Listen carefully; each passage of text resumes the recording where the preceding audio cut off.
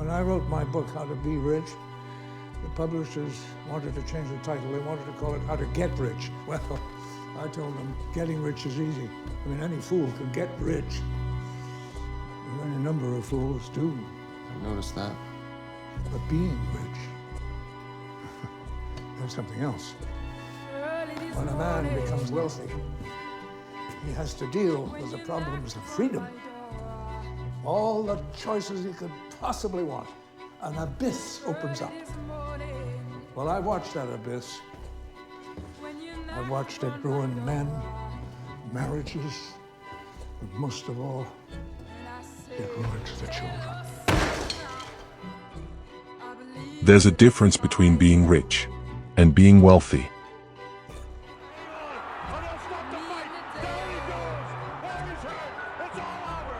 Iron Mike Tyson, one of the greatest boxers of all time. In 1998, his net worth was over $300 million. He bought mansions, luxury cars, tigers, and a 24-karat gold bathtub. But 5 years later, in 2003, he was broke. Not only did he lose all his money, he went bankrupt and was $23 million in debt. How did it happen? And how do some people who earn just $50,000 per annum retire with more money than some people who earn millions annually? In this video, we will discuss some of the most compelling lessons from the book of Psychology of Money, from the contemporary author Morgan Housel. Being rich is about the amount of money you currently have and the things you buy. Wealth is about the financial assets, recurring income, and the wealth fixed in without debt that you haven't spent. True wealth isn't what you see, but mostly what you don't see. It's easy to assume that someone driving a Ferrari or a Lamborghini is wealthy, but appearances can be deceiving. We've been taught to admire what we can see. The cars, the homes, the designer clothes. But what if the real measure of wealth is the part you can't see? We often confuse being rich with being wealthy. Richness is about how much you earn. Wealth is about how much you keep. It's not the Lamborghini in the driveway, it's the freedom you earn when you no longer need to impress anyone. As revealed, Mike Tyson was bankrupt in 2003. So was Larry King in 1978. People like Michael Jackson, Walt Disney, and even Donald Trump was once bankrupt. Do you know why? Because to get wealthy, you need to take risks. Then, to stay wealthy, one needs patience, discipline, and self-control. Let me break it down. The diamond watch you don't buy.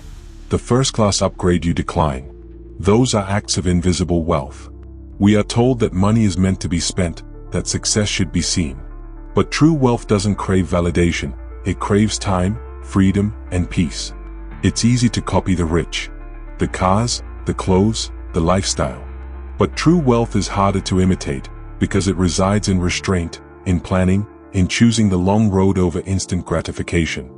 The next time you see someone in a flashy car or a mansion, remember, you're only seeing the surface. Real wealth is built quietly in the background, away from the noise and the spotlight. Because being rich is temporary, but being wealthy, that's freedom. And freedom is the ultimate form of wealth. Aim for long-term financial security by accumulating valuable assets rather than spending on material possessions. Focus on building true wealth, not just the appearance of being rich.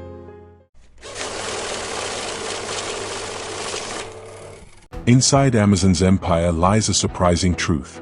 2 products, just 2, have driven the majority of their massive growth. Amazon.com and Amazon Web Services. These tail event successes didn't just perform well. They paid for the mountain of failed experiments that came before them. Products like the Fire Phone, Amazon Restaurants, Amazon Travel, Amazon Wallet, Amazon Web Pay are among some of the many ideas that came and went without leaving a mark.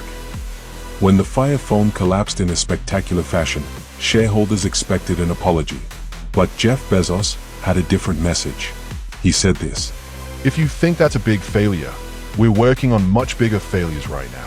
Some of these are going to make the Fire Phone look like a tiny little blip." Bezos understands something most of us don't. You can afford to be wrong many times, if you get it right once. Because the right product, the 1% tail event, can change everything. Don't stress about the failures. They are part of the journey. All it takes is a few big wins to change everything. Imagine you're setting sail across the ocean. Your destination is a distant island filled with opportunity. From the shore, the journey seems simple. Just head straight and arrive eventually. But once you're out there, the unpredictable becomes real. The winds shift. Storms come without warning. You might drift off course or even fear sinking altogether. But you understand something important. There is no smooth, guaranteed highway across the sea. Risk and uncertainty are the prices of reaching new land. Yet, when it comes to investing, many people believe they can avoid that price. They want the reward without the waves. Morgan Housel compares this to entering a theme park. You can buy a full access ticket, it's more expensive, but you get the biggest rides and the best experiences. That's like aiming for higher stock market returns. You pay through volatility and emotional ups and downs. You can buy a cheaper ticket at the theme park, but maybe only for the calm, smaller rides. That's like choosing safer investments. Steady, but limited growth. Or, you can try to sneak in through the side gate. No ticket. No price. Hoping to enjoy the same thrills without the cost. Most people would never risk getting caught sneaking into a theme park. The consequences are obvious. Yet when investing, many act like they can cheat the system. Trying to buy right before a boom. Trying to sell right before a dip. Trying to avoid the roller coaster while still expecting the thrill. The truth is simple. If you want the big rides, you pay for the big rides. Every great investment comes with a price. Not money, but the emotional cost of uncertainty and risk. You won't always see this price upfront, but you will feel it along the way. Think of it like a ticket to the best ride in the theme park. If you view it as a fee for opportunity, you'll enjoy the journey. If you see it as a penalty, you'll panic the moment the ride drops. So, accept the cost. Embrace the ups and downs. Because, paying that price is the only way to earn the reward. Think of market ups and downs as the price you have to pay for bigger rewards. Not punishment for a bad move. Once you see it that way, it becomes easier to stay invested, even when the ride gets rough.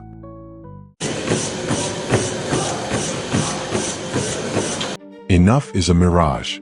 The closer you get, the further it moves. It's the hedonic treadmill.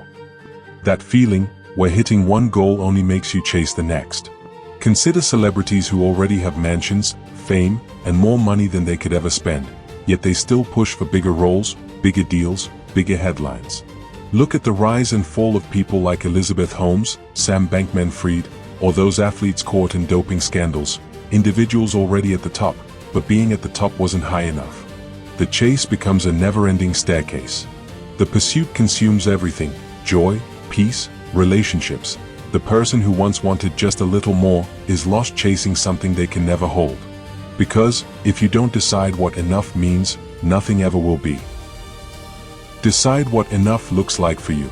Because, if you don't set a finish line, you'll keep running forever and risk losing what you already have. Stop measuring your life with someone else's. Focus on what genuinely makes you happy, not what looks impressive on someone else's measuring scale.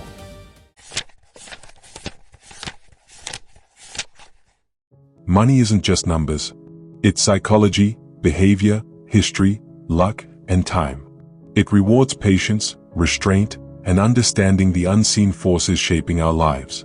The next time you worry about money, pause. Reflect on your financial DNA. Adapt the power of compounding. Embrace optimism. Understand the reality of luck. Take control of your life and freedom. Seek true wealth, not appearances. And remember, the price of success is patience, resilience, and knowing what enough truly means. Because the real dividend of money isn't in the dollars you earn. It's in the life you build along the way. This is part 2 of Morgan Housel's best-selling book, The Psychology of Money. If you missed part 1, then click on the video displayed on your screen.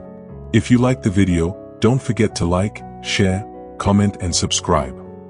Thanks for watching, and you, my friend, is a legend.